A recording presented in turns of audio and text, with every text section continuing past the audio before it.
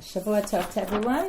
Today's daf we're going to be learning is Yom Daf Ayin Zayin. Just to remind everyone, we're having a siyum Be'ezrat Hashem in 2 weeks in English on Sunday, July 11th. Everyone's invited on Zoom.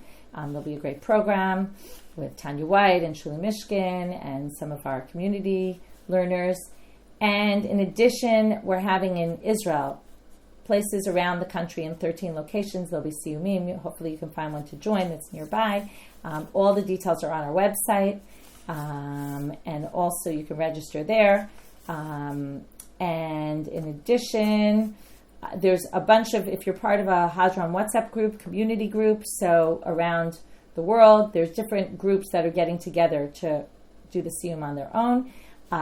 So if you're not part of a community group, go onto our site. There's a place for communities. Register, be part of a WhatsApp group, and then you can get updates on whether or not there's a siyum going on in where you live. So, as we always say, siyumim are good opportunities to celebrate, to mark your accomplishments, and to meet other women that are also doing the daf and connect with other people. And it's always a great opportunity. So I invite you to find a siyum to join if you can. Okay, with that, we will get started on our daf. I want to point out one thing I read over Shabbat, which is a Mishnat Eretz Yisrael that I always refer back to, this book that's written by Safrai, an academic book. He talks about something very interesting about this idea. We saw this source about Yachol Yeshev B'chamau B'tzina Kadesh Yitzter. You might have thought that on Yom Kippur, in order to be afflicted, what do you need to do? Oh, thank you for the dedications. I forgot. Let me start for a minute before I go back to that. Okay, dedications for today. Today's app is sponsored by Elisheva Gray in loving memory of her dear husband Ron Zichrono Livracha on his 10th year at site. Grateful for the 25 years we had together. We never took one moment of it for granted and created so many wonderful memories together. Ron was truly a mensch, a gentleman, a wonderful cook, and a sage in his own right. I miss him every day, and I know he would be studying the daf right along with me. And by Shelley and Jerry Gornish in memory of our Oz, Ayin Zayin, our beloved and greatly missed grandson, Oz Wilczek, whose 5th year at site was recently commemorated. So one of the things that Safrai talks about is this idea of, you might have thought, what's this question? This question sounds like a typical Gemara question. Oh, some silly, almost, not silly, but kind of out there idea, I would say, about maybe one should sit out in the sun and torture oneself. But what he claims here, based on, he says, Orbach, who's one of the known big Talmudic scholars, that he said that there were groups of people that believed that this was, right, part of Judaism is to suffer, right? It's interesting, we're talking about this fast day today, right? Why do we have these fasts during the year? And the idea is, yes, you should afflict yourself in all sorts of ways as part of religion, that religion is all about this. And that what our Gemara is trying to say is, no, that's not what we believe in. We don't believe in that approach. In other words, that when they raised that as a question, it was because there were people who believed that. He says it was a fringe group, it wasn't the majority, but there were people who believed it. He then quotes someone else who basically claims that it actually was more, it was not just a small fringe group, but there were a lot of people who believed that this is what Judaism was all about. And again, the Gemara is trying to go against that. So the question is, was it trying to go against something that was fringe or something that was actually really part of the culture? And the Gemara is trying to say, no, that's not what we do. Okay, we're not into all that, torture of the body, torture in all sorts of ways. Yes, it says Tanu and Afshotechem, but we limit it to a few things. And we also limit how many fast days there were. Right? We talked about Megillat Ta'anit, which were all these days that they had fasts instituted in different days, right? There were some days that were happy days, there were some days that were sad days. There were many more fasts, right? You think, oh, there's a lot of fast days in the year, but really there were many more. And that got changed over time because it was kind of against this approach that this is what we need to be. So I thought that was an interesting point to bring up. Okay, now we're on a bit of a tangent. I have to correct one thing I said the other day, which is when I read the story with Danielle, we were trying to figure out, we're in the middle right now of this. We want to now go through the 5 inuyim. We proved, how do we know that achila and shtia is inui, right? To not eat, not drink. Then we went to sicha, and then we proved it from Danielle, v'sach suchlo sachti. Then we're going to go to richitza, which we already got to, and then they say, oh, well, sicha is forbidden, and keshem and batzmo, right? Mayim b'kirbi keshem and batzmotai. The water in me is like the oil, which means rechitza is like sicha, to which the Gemara said, no, maybe that means drinking and not putting on your body. So then they suggested you could actually learn it from such lo sachti. To anoint yourself, you could anoint yourself with oil, you could also put water on your body, it's all one and the same.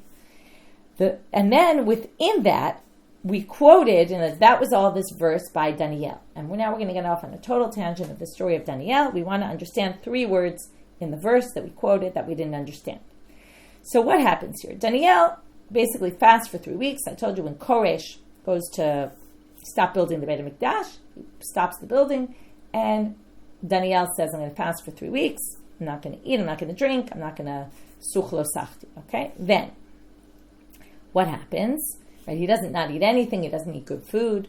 Anyway, then it says that, how do we know this is Inoi? Because, and I said this was God, but it wasn't God, it was my mistake. It was Daniel. The angel Gavriel says to him, okay, and that was the pasuk we quoted earlier, Vayomer Elai al tira Daniel, don't fear Daniel. From the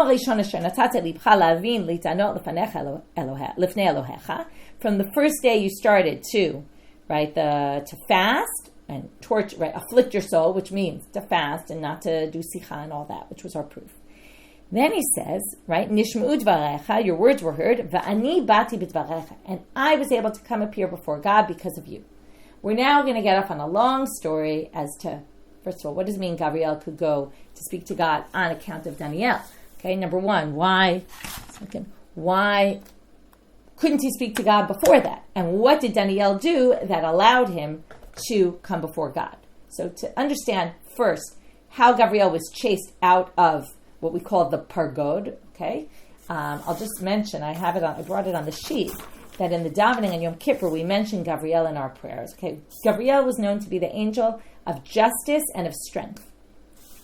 So in the Piyut Eila Ezkara, which is when we talk about the 7 Harugei Malchut, the 10 Harugei Malchut, the 10 martyrs, it says there in the Tet, right, it goes alphabetically, Tiher Rabbi Yishmael atzmo v'izkira Hashem b'siludim. So Rabbi Yishmael is about to get killed, v'alal marom. He gets up, right, so he's killed, he gets up to heaven, and he asks, Sha'al me'it ish lavush habadim. The person who's lavush habadim is Gabriel, okay? By the way, it reminds us of the Kohen Gadol, lavush badim, wearing the bad, right? That's what they call the Kohen Gadol's clothing. V'namlu kiblu alechem tzadikim v'yedidim ki shamatim achorei pargod ki bezot atem melkadim. He says, I heard from achorei pargod.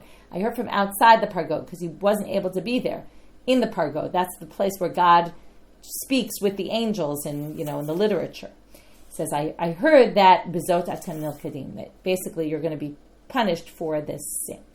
Anyway, that's a reference to Gabriel, and it's maybe a bit of a reference to this story. So now it says, Mai va'ani bati b'dvarecha. So we're about 5 lines from the bottom of Ayin Vav Mem Bet. Hainu dichtiv. This is what it says. V'shiv'im ish miziknei Beit Yisrael. We're now in Sefer Yechezkel. Yechezkel was, 1 second.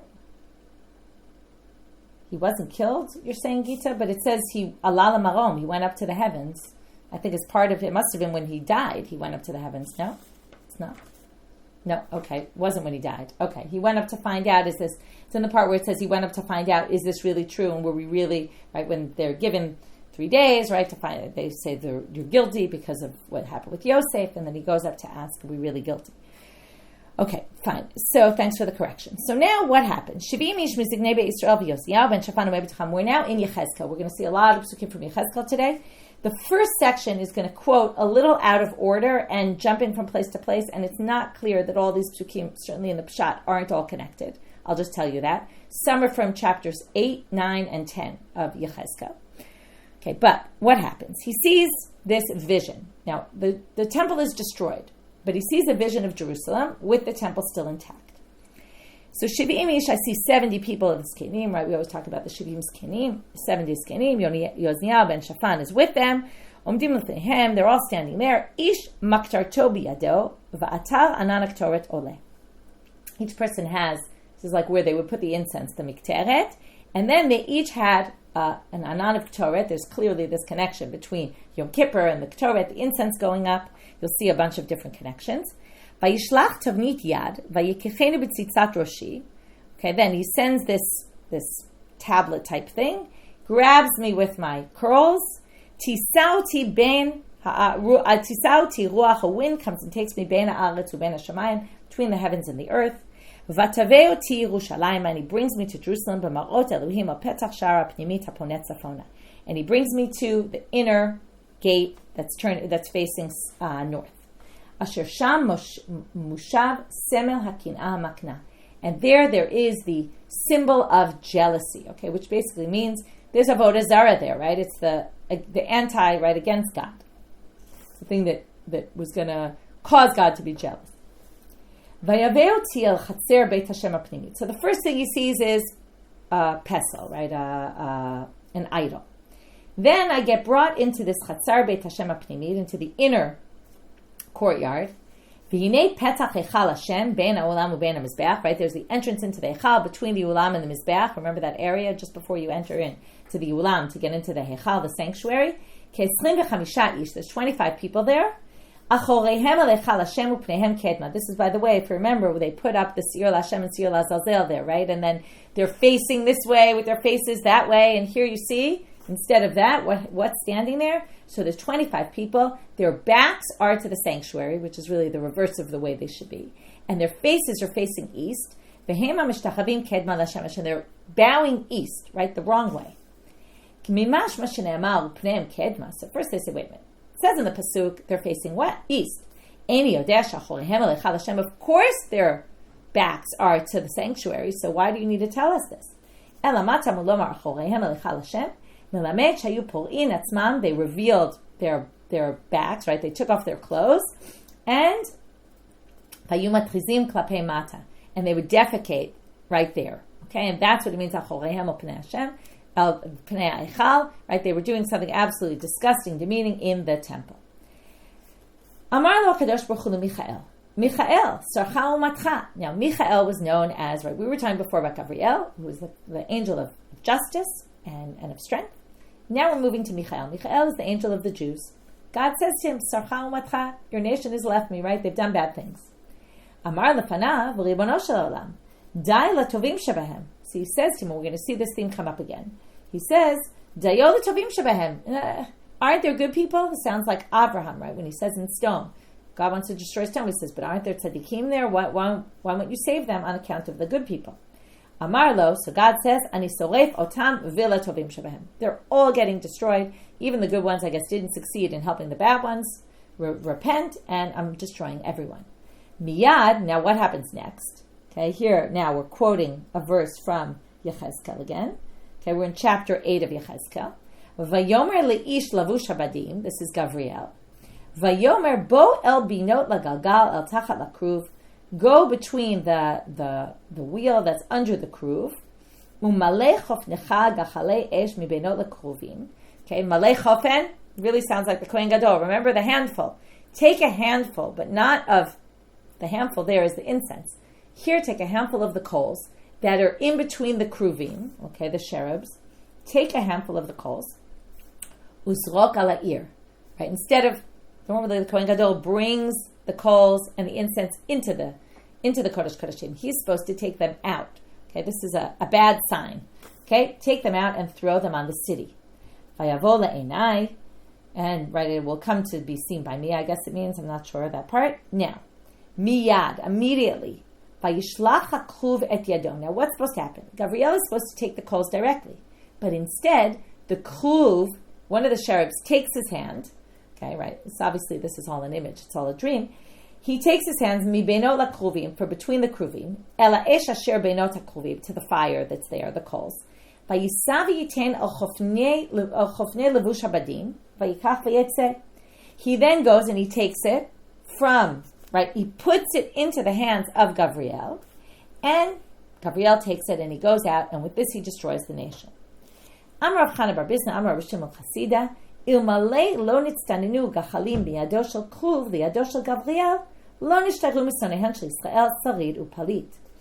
If they hadn't seen the coals from the hands of the kruv, right, going to Gabriel, if this hadn't happened, that's what happens. This is like we learned in Masechet Shabbat, Kli Rishon, Kli Sheni, right? The closer it is to the fire, the hotter it is. As soon as you transfer it, it loses some of its heat. So because they took these coals and the Kruvim took them instead of Gabriel taking them directly, and then he got it from the hands, on the way it cooled down. Since it cooled down, right, I didn't need to prove this to you from Masechet Shabbat. This is just, right, normal laws of science. So, they're already cooled off. Since Gabriel destroyed the people with this, there were people saved. It wasn't as strong. But had he done it the way he was supposed to, they would have been entirely wiped out. Which we're going to see. You think that's a good thing, because now they weren't all wiped out. But it's really not a good thing, because that's not what he was commanded to do. Now, Uktiv. Now we're going to chapter 9 of Yechezkel, which actually this is not the context, but it's going to mention again Lavush Habadim, and we're going to see something that happens here. So now what happens? V'uchtiv v'hinei ha'ish lavush habadim asher hakeset biyado. Okay, he has this keset b'motnav. He has this tablet in his loins. I don't know why they mention that, what the significance of that is, but it says meshiv davar lemol asiti ka'asher tzivitani. He goes back to God and he says, I did exactly what you commanded. Now, Amar Rabbi Yochanan, what's the problem? He didn't really do exactly as God commanded, right? He did it differently. So now we're going to see. So, Amar Rabbi Yochanan, okay, do you remember why we brought this whole thing up? We brought this whole thing up because we want to see, remember, Gabriel says, Ani bati bidvarecha. I came back into God's midst because of you. So the question is, when did he leave? So this is going to be it. So you ready? What happens now? Amar Rabbi Yochanan, Ba'ota sha'a hotziu leGabriel mechorei pargod umachyu shitim pulsa denura. They took him out from behind the pargod. He's not allowed to be there anymore. Umachyu shitim pulsa denura. They smacked him with 60 pulsa denura, which is like fiery smacks. Okay, he got smacked, punished.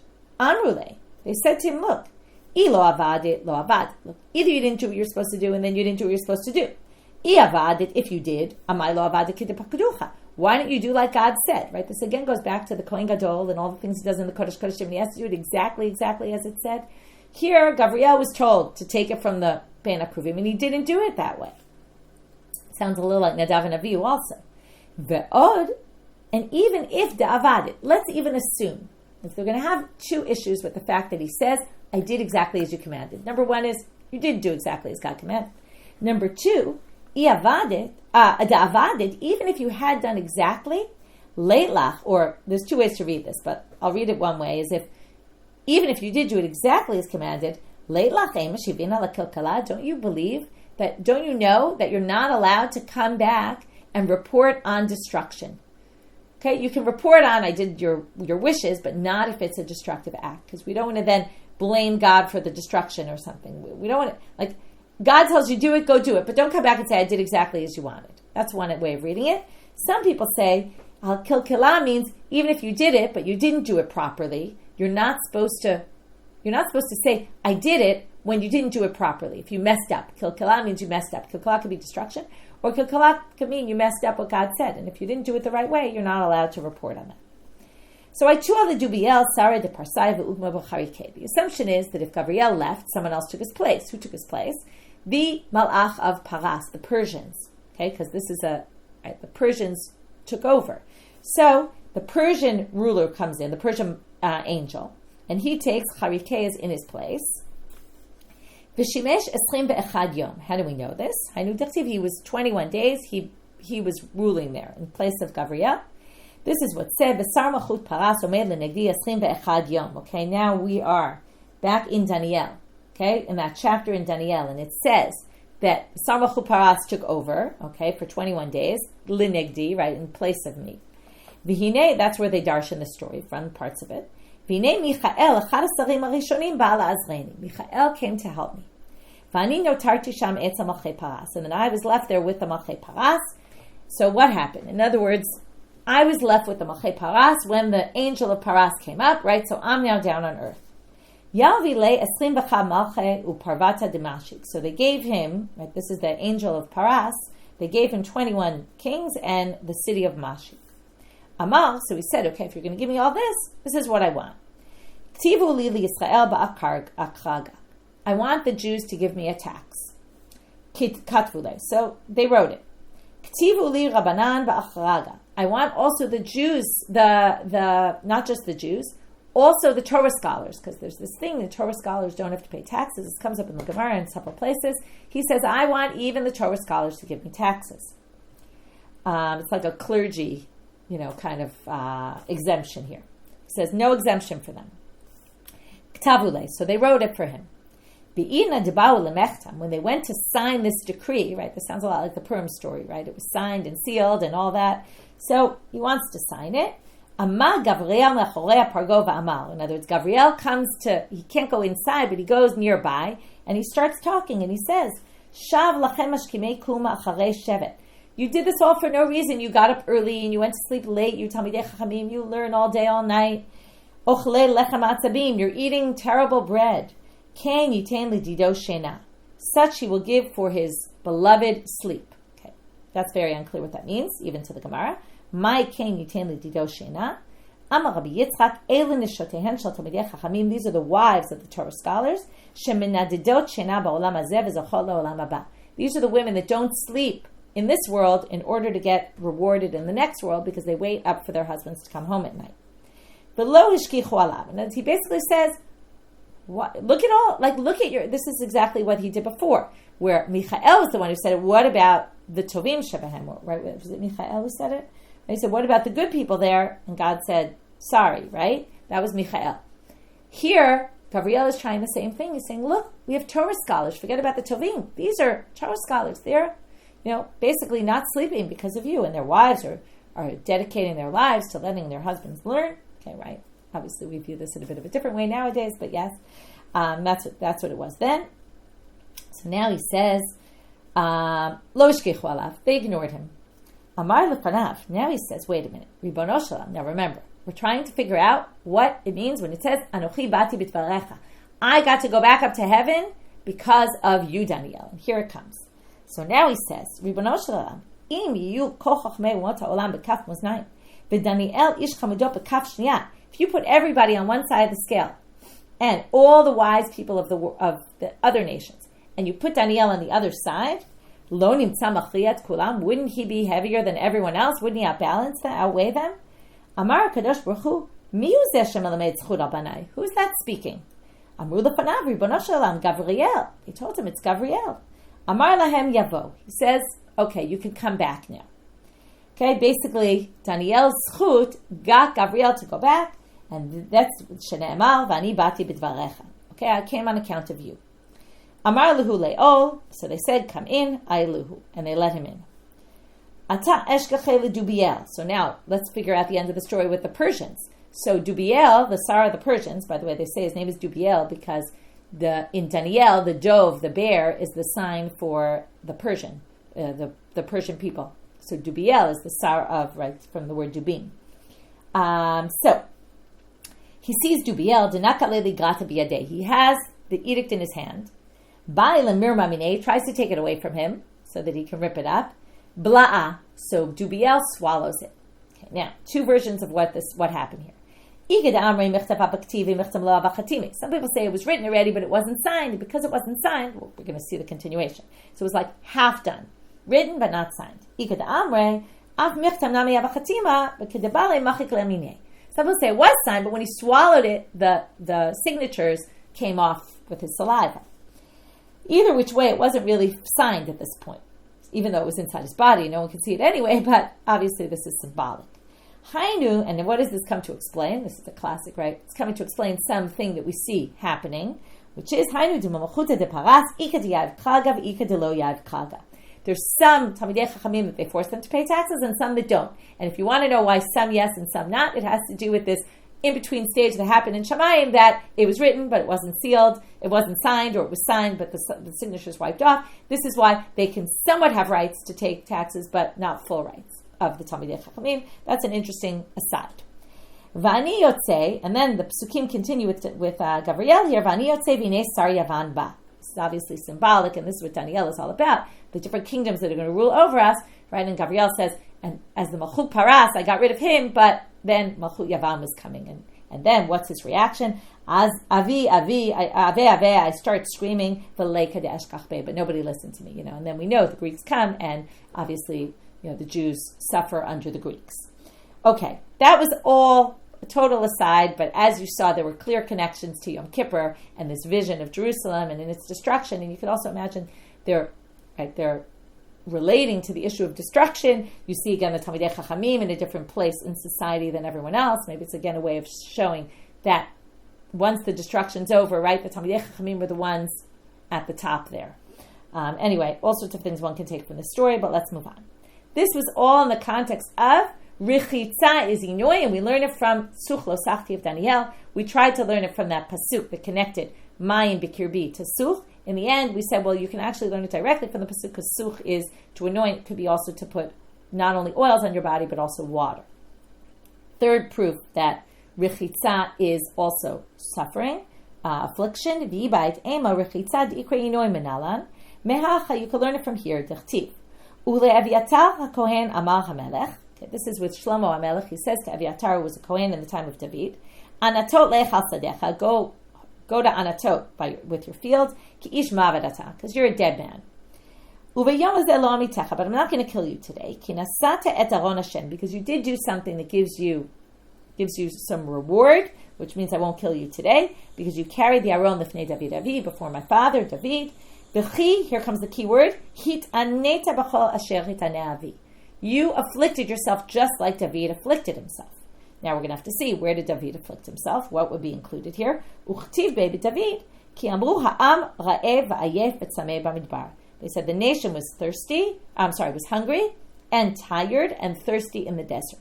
Now, right, thirsty and hungry, we understand, food. But now, what's this ayef? Ra'ev milechem, tzameh mimayim, okay, thirsty for, hungry for food, for bread, thirsty for water, ayef mimai. What else could it be? Lav mi richitza, right? You know when you're tired and you haven't taken a shower and then you take a shower and you feel so much better? So, must be they were tired from not showering. V'dilma mini lata sandal, they say maybe it means they weren't wearing shoes. In other words, maybe it was the shoe issue and not the hunger, not the washing. So they reject that pasuk. They say maybe it's from here. Mayim karim, and that's not that they reject that pasuk. It's just you can't necessarily prove from there that ayef. There you can prove ayef is inoi. We just don't know what ayef is. So we're going to find ayef somewhere else. And we're going to see that ayef means not washing your body. Mayim karim al nefesh ayefa. Cold water to a tired soul. So now they say, wait a minute. Cold water is washing? Wouldn't you think cold water is drinking? Dilma mishtiyah doesn't mean cold water for a tired soul is to drink, to bring your soul back. So they say no. Miktiv bin nefesh hayefa al nefesh hayefa. It says on the soul. On the soul sounds like outside, whereas in the soul would mean inside the body. On the soul sounds like outside, so it must be ayef is washing, and there you see from David, ayef is inoi, because by Eviatar it says you did inoi, affliction like David did, and from there we get that it's washing. Nilat sandal. Again, it seems very clear to me anyway that these 5 or 6, as we count them, inuyim, were known, and what they're trying to do is connect them to verses, but not necessarily that you're really deriving it from these verses. Nilat sandal menalam. What about shoes? Now, normally we think of shoes means don't wear leather shoes. We all wear shoes on Yom Kippur. We don't walk around barefoot. But I want to point out that in the Tosefta, it appears that you can't even wear cloth shoes. Okay, and that there were opinions in the Tannaitic times that no shoes were allowed, and you actually really had to walk barefoot. And you're going to see these sources all seem to talk about barefoot. However, there are clear sources that say it only or, I think it's in the Yerushalmi, and from there we get that it's only leather, and you can wear other shoes. But just know that there were opinions that say that even cloth shoes are not permitted. So how do we know Nilata Sandal? D'chtiv David ole b'ma'aleh haZeitim ole u'bocheh. Okay, David went up to Ma'aleh haZeitim. He was crying, and he goes up and he cries. V'rosh lo chafui, his head was down, right? This is always a sign of avelut, of mourning. And v'holech yachef, and he was walking barefoot. So here you see, barefoot, right? Yachef mimai. Lav mi Nilata Sandal. Doesn't yachef mean, right, without shoes on? To which they say, v'dilma misusio martika. Maybe it means he didn't have horses and whips. As barefoot, you could say barefoot just meant without his stuff, without his, right? He kind of didn't have any weapons with him. Elam Rav Nachman bar Yitzchak mehacha. So he says, fine, I'll go show you a different pasuk where it's clear. Lechu pitachta sak me'al matnecha. And then sorry, I just lost my place. V'na'alcha tachlotz me'al raglecha, and take your shoes off your feet. Uchtiv, and then by there it says, Vayaz ken haloch aron v'yachef. He went there naked and barefoot. And there you see, tachlotz na'alcha, take off your shoe, and it was barefoot. Okay? Yachef mimai, lav milat sandal, does it not mean from shoes? So they say, no, you could say, Ema b'minalima metulaim. Yachef just meant he had torn shoes. Okay, shoes that were patched up, that weren't in good shape. How do we know that? What you think he went totally naked? What does it mean? Arom meant right. Right? It must be he was wearing worn out clothing, torn clothing. That's what it means naked. It doesn't mean he was really naked. Therefore, it doesn't mean he wasn't wearing shoes at all. It just meant his shoes were torn. So fine, I'll give you a different pasuk. Prevent your feet from being bare and your throat from being thirsty. Here they're going to explain that verse. Prevent yourself from doing sin so that your feet won't go barefoot. And Rashi explains when you go to galut, when you go to exile. And Tosfot Yeshanim adds to this that the Holchei Golah, the people who went to galut, always went barefoot. It was like a known thing that they went barefoot, and therefore they clearly associate this with being barefoot. So they say, right, prevent yourself from doing sin so your feet won't end up being barefoot. What does that mean? That's a sign for being exiled, having no shoes on. So from here you see that Yachef, again this proves Yachef is barefoot, no shoes, as opposed to maybe wearing shoes that are just torn. And from there we go back to the beginning where it was called Inui and it was Yachef.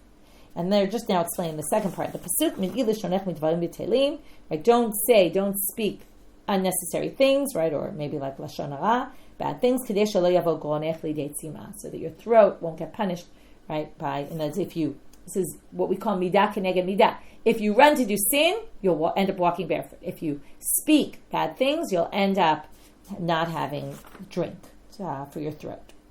Okay, so we've gotten through rechitza, sicha, we got through achila shtiya, rechitza, sicha, nilat hasandal, we're left with tashmish hamita. Okay, you can't have sexual relations. So, tashmish hamita de'iko'ino minala, we saw this already before, dichtiv im taneh benotai ve'im tikach nashim.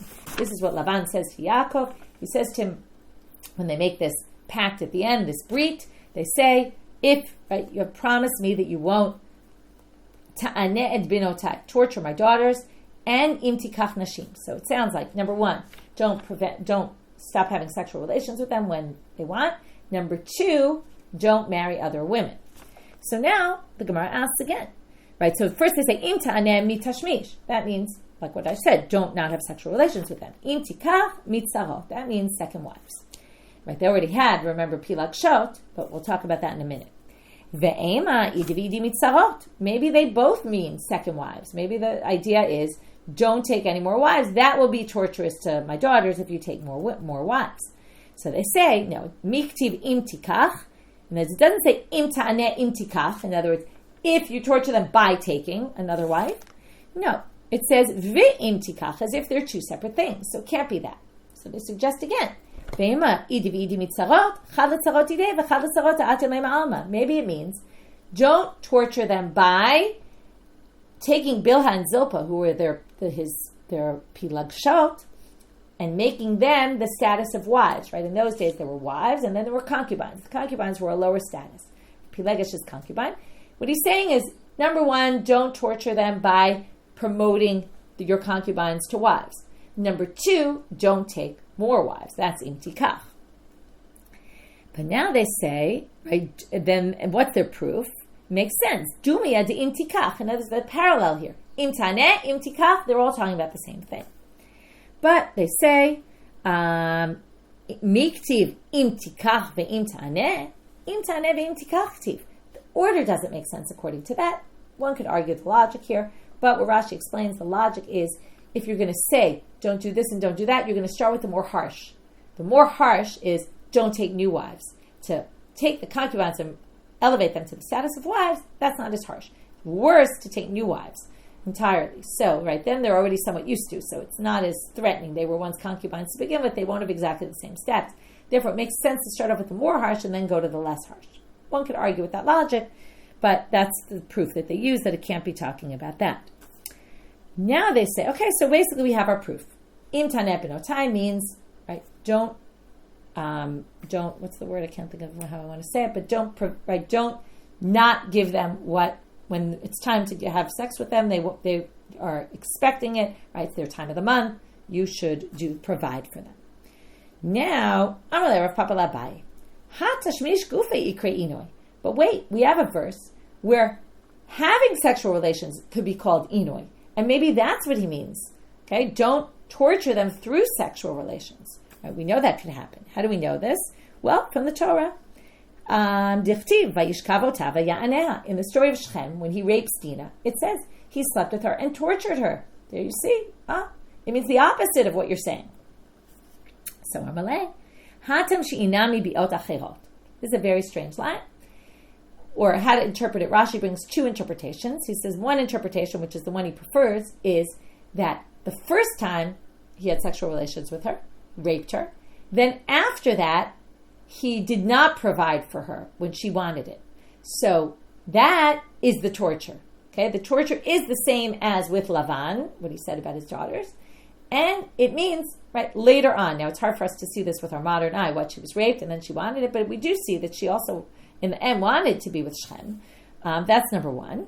Now, then Rashi brings a different one, which was Shabala Shalo Kedarka. In other words, Ina Bibiot Acherot is in other types of sexual actions, not actually having intercourse, but other kinds, like Bia Shalo Kedarka, which often is called his anal intercourse. There's different explanations of what exactly that means, but let's just assume that for right now.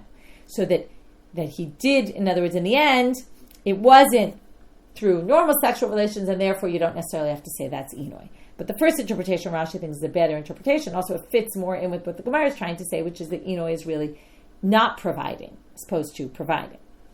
Tanu Rabbanan.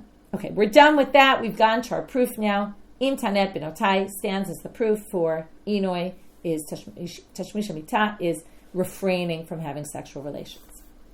Okay, next. Now, from now till the end of the daf, we're going to, again, we're going to get all off on some nevuah from Yechezkel about something in the future, but mainly the topic is going to be all sorts of exceptions to these rules.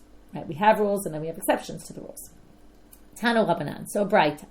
Asur lechotz miktzat gufo kechol gufo. You can't wash even a small part of your body the way you would wash any part, your whole body. It's not just your whole body is forbidden. You can't even wash a small part of your body. But here's the exception. If you were filthy with, a lot of dirt, with feces or something, you are rochetz kedarko ve'eno choshesh. You can wash normally and you don't have to worry about it. Asur lasuch miktzat gufo kechol gufo. You can't anoint part of your body like your whole body, meaning any anointing is a problem. But if you were sick, or shayu chatatim b'rosha, you had scabs on your head, sach kedarko ve'eno choshesh. You can do it normally.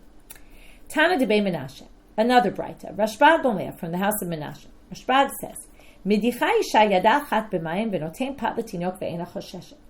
Normally, we wash our hands in the morning. We do netilat yadayim. It's to get rid of an evil spirit. Okay, we're going to see it's called shifta in a minute. But right now, the assumption is that you do it before you touch food. That it would basically poison the food if you didn't get rid of it. So if you're going to feed food to your child, you can wash your hand and not worry about it. Okay, but one hand. Wash one hand and touch the water, touch the food, and that way you won't have the evil spirit on. He didn't even want to wash one hand to do it. And they said to Shammai, you have to wash both hands, and we want to use you as an example, and you really have to. You can't not feed your children on Yom Kippur because you don't want to wash your hand. Okay? Shammai was known also to believe that even children needed to fast. This seems to say he's not feeding his children because he doesn't want to wash his hands, but in other sources it appears he also believed that any child, any age should be fasting, which is a crazy radical opinion. Anyway, people went against him about it. My time, what's the reason? Amar Abai mishum shifta. Okay, in other words, and then people say from here that we actually do wash our hands in the morning on Yom Kippur, right? Just our fingertips, because of this shift of this evil spirit that you're not even allowed to touch your eyes or any part of your body without. They believe that there was an evil spirit that came out at night, and then you wash your hands in the morning to get rid of it, and then you're even allowed to do it b'shtei adav, even if you're not serving food to anyone. Tanu Rabbanan, haolech lakbil pnei aviv o pnei rabo o pnei mish gadol mimenu. If If you want to go to your father, your rabbi, or anyone who's greater than you, commentaries say greater than you b'chokhmah, right? Maybe in chokhmah of Torah, or someone you respect. If there's a body of water in between you and the person, you're allowed to go through the water and you don't have to worry about it until your neck. So now they ask a question. Can a teacher go to visit a student? The reverse. Tashma, let's learn from here. The Amar of Yitzchak bar Barchana. Ana chazite lize'ere. The Azal l'gabei Rav Chia bar Ashi talmidei. I says the area. You went to Chia bar Ashi, his student. So I guess so. Rav Ashi says, no, Ahu Rav Chia bar Ashi, who the Azal l'gabei is the area Rabbe. No, it was the opposite. You got the story wrong. It was the student who went to the teacher, and you can't learn anything about a student. The teacher can't go visit a student and go through the water. Another heter. Rav Shari lebnei avar yamina leme'avar b'mayel l'nature pere. Now, he allowed people to go watch their fruits, right? There's a very different image than we have of Yom Kippur. Normally Yom Kippur, everybody's in shul all day. It seemed people were watching their fruits even. If they could watch their fields, I guess they had no one else to watch. I guess they couldn't find non-Jews to do it, so they would watch their own fields, and he even let them go through the water in order to do that. Amalei Abai l'Rava. So Abai says to Rava, Tanya de Masayalach, I'll bring you a braita to prove what you just said. Shomrei peirot ovrin latzavaram b'mayim be'en choshashim. The people who watch the fruits in the fields are allowed to go until their neck's in the water, and they don't have to worry about it. Rav Yosef sharolei lebnei beit Tarbu, the people in Tarbu, lemea ba b'maya lemeite lepirka. He allowed people to go to the drasha, to go hear the rabbi teaching that day. Lemeza lo sharolehu, but he wouldn't let them go home. So, Amalei Abaye's student says to him, they won't go next year if you don't let them go home, right? Then they're never going to go. This is the classic question of, if you let the doctors go to the hospital, we allow them to go home because otherwise they won't come next time, right? So, they use this same idea here. Some people say this story was different. It wasn't that Rav Yosef said no, and then Abaye said you should allow them, but it was the opposite. Rav Yosef allowed them to go and allowed them to come back, to which Abaye questioned him. I understand why that you're allowing them to go to the drasha. Why are you allowing them to go home? To which Rav Yosef answered, so that they won't not go next time. Rav Yehuda, the Rav Shmuel bar Rav Yehuda, have a kaimei aguda dinahar prat. It should be prat, not papa. There's obviously a mistake you'll see because Rami bar Papa appears in a second and it got switched by accident. But it should be, they were standing on the banks of the river, the Euphrates, Amabara de Chatzad, by the Ma'avar of the city Chatzad. V'hava kai Rami bar Papa mehach gisa. Rami bar Papa's on the other side. He starts screaming, Ramalahu Kali, he starts screaming across to the other side. I have a question to ask you. Can I go across? Okay, you think if he's screaming that, he could scream the question, but maybe the question was more complicated. So he screams across, please, can I come across? Amalei Rav Yehuda. Okay, so Rav Yehuda and Rav Shmuel bar Yehuda were there. So according to the first version, Rav Yehuda says, Rav Shmuel, the Amrei Travayu, remember Rav Yehuda was always quoting from Rav and Shmuel. Rav and Shmuel both said, Over ubavad shelo yatzim yado mitachat chefa chaluko. You can go, but you can't take your hand out from under your cloak. Okay, apparently the cloaks had no, like a poncho, had no sleeves. You can't take your hand out. All different reasons why this is. If you take your hand out, Rashi says you're going to put it on your shoulder, right? It's like your cloak is going to end up on your shoulder and you'll end up carrying, basically. It's like you're carrying it. You can't, if you remember, you can't fold your talis, we saw in Masechet Shabbat over your shoulder. So doing that is like wearing it on your shoulder. Some people say it's to prevent swimming. Some people say it looks like you're bathing for pleasure, so don't make it look like that if you pick up your hand. Just keep your hand underneath and then you won't have an issue. Some people say it's to remind you that it's Yom Kippur and that you can't squeeze out the water when you get out. Okay, all different possibilities. Anyway, according to this, Rav and Shmuel said it. Second version, Ika de Amrei, Amrei Rav Shmuel bar Rav Yehuda. It was Rav Shmuel bar Rav Yehuda and not Rav Yehuda himself. It was his son who said it, Tanina, and he didn't quote in the name of Rav and Shmuel. He quoted in the name of a braita, which is a stronger source. You can't take your hand out from under the hem. Same thing he says, it's just he quotes it from a braita. Now comes our interesting question, which gets us into these verses in Yechezkel. Matkevla Rav Yosef. Rav Yosef asked the question. Until now we said you could go up to your neck without a problem, right? On Yom Kippur. Now, this seems to imply you can always go in the water up to your neck. Now comes Rav Yosef and he says, Ubechol ki agavna mishari, but can you go in the water up to your neck on a regular day? V'aktiv. And now we're going to read this nevuah from Yechezkel, which discusses this vision he sees of a person who he sees the future Jerusalem, and there's this stream that comes out of the Kodesh Kodashim. We've seen this reference before. And it's going to basically say, this angel is going to take him through Vayamed Elef Ba'amai. He's going to take him through the Nachal. Okay? It says he measures 1,000 cubits, Vayavirenu b'mayim me'af sayim, and he brings him. The water right now is up to his ankles. Mikan shemutar lavor ad sayim. So from here you learn you could go through the water until your ankles. Vayamed Elef, he measures another 1,000. Vayavirenu b'mayim mayim berkayim, up to his knees. Mikan shemutar lavor berkayim. So Yechezkel's going through this water, so no problem. You can go to your knees. Vayamed Elef Yavrenu Matnaim, to his loins. Mikan shmutar lavor Matnaim, right, to his hips. Mikan ve'elach Vayamed Elef Nachal asher lo uchal lavor. He measures another 1,000 cubits, and already it's a nachal that I can't go in anymore. So what do you see here? You can't go in when it's deeper than your hips, which means up to your neck. You can't go in water like that; it's dangerous. So Amar Bai Shani Nachal Diridifei Maya. A nachal, a stream, what's a nachal? A river has a very strong current. That's dangerous. But a stream, which is not really much of a current or something, more like a lake, no problem. Maybe you could go by swimming. No, it also says the water was too deep for swimming. Then they say, why sachu? How do you know sachu is to swim? No, we know this because we use lischot as the Hebrew word, but it comes from here. Shiyuta, right? Me sachu is shiyuta. Shekenko in l'shayata sayacha. So those words are interchangeable. Shayit was a word they knew more, which was to swim. Maybe you could go in a small boat. It says also, these are all the verses from Yechezkel there, you can't take boats there. How about a big one? Can't go through with a big fleet. My mashma, how do we know that Oni Shayit is small and Siadir is big? Targum Rav Yosef, as he explained the verses there, the Targum there was Lo Tazal Be B'Sfinat Sayadim, which is a small boat, or Borni Rabate Lo Kitigozen. You can't go with a big boat. Okay, so there you just see the Targum there explains big and small. Last line for today, Amar Rabbi Yehuda ben Pazi, Af Malach HaMavet Ein Lo Rishut Lavor B'Tocho. Even the Malach HaMavet can't go in this water. This water is like special magical waters, right? And it's very deep and a very strong current, and even the Malach HaMavet can't go through, because it says, K'tiv Hacha Bal Telech Bo Oni Ashayit. He darshes this pasuk different. Oni Shayit, he says Shayit is a reference to the Malach HaMavet or to the Satan. How do we know this?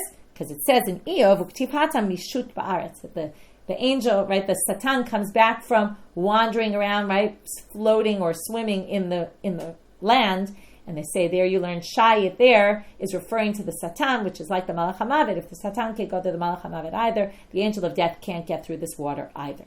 Tomorrow we're going to talk about this water, where it comes from and where it went to, how it comes out from Kodesh Kodeshim. It's very thin, and then it gets much bigger until it becomes, right? And that's basically the Elef, the 1,000 cubits he kept measuring and going out. So we started with Yechezkel, we end with Yechezkel, all sorts of interesting prophecies. Have a good fast, everyone, and we'll meet up tomorrow.